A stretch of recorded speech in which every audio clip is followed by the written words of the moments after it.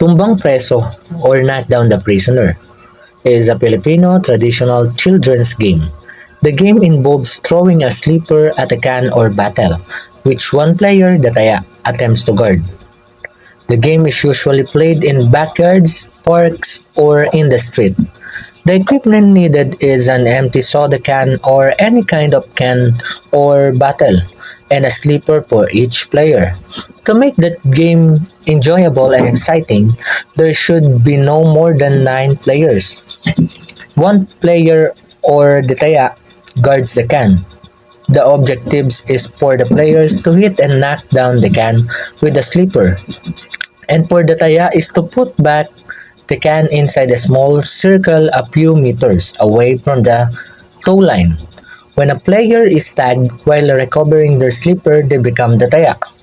The game rules: the guard of the can is chosen by a game by throwing the sleeper on the line. Who the farthest is the taya. The hitter should be ready to hit the can using a stone or a sleeper, but they will never cross the tow line. The sleepers could retrieve if they could knock down the can. The taya should be passed so to put the can inside the circle and tag one of the hitter. And the hitter that's been tagged is the new taya. When the can is outside the circle, the hitters could knock down or kick the can. If the hitters is not able to retrieve the sleeper, the taya will get it and place it under the can inside the circle. Now he or she is the new guard or taya. If the hitters is not able to retrieve his sleeper, another hitter could help him or her to be saved. Patintero, also known as Harangang Taga or Escape from the Hell or Block the Runner, is a Filipino traditional children's game. It is one of the most popular outdoor game played by children in the Philippines. Patintero is played on the rectangular grid drawn into the ground. The rectangle is usually 5 to 6 meter or 16 to 20 feet in length and 4 meter or 13 feet in wide. It is subdivided into 4 to 6 equal parts by drawing a central lengthwise line and then 1 or 2 crosswise lines. The size of the rectangle and the number of subdivision can be adjusted based on the number of the players. The individual squares in the grid must be large enough that someone can stay in the middle of out of reach of someone standing on the lines. Two teams are needed each with around 2 to 6 players.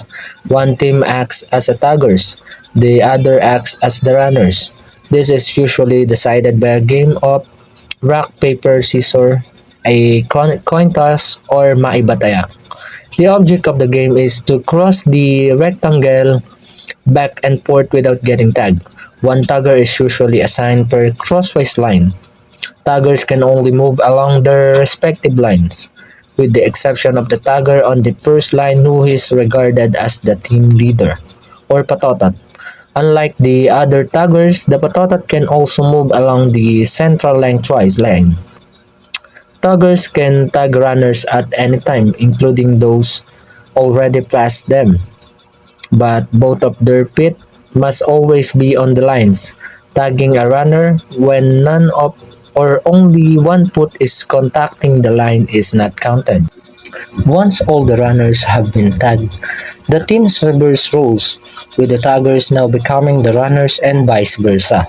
In some version of the game, the match ends if even only one runner is tagged. In others, this only applies if the patotot of the team is tagged. In modern version, there is also sometimes a time limit for how long runners can attempt to score points. The match ends once the time is up, regardless if no points have been scored.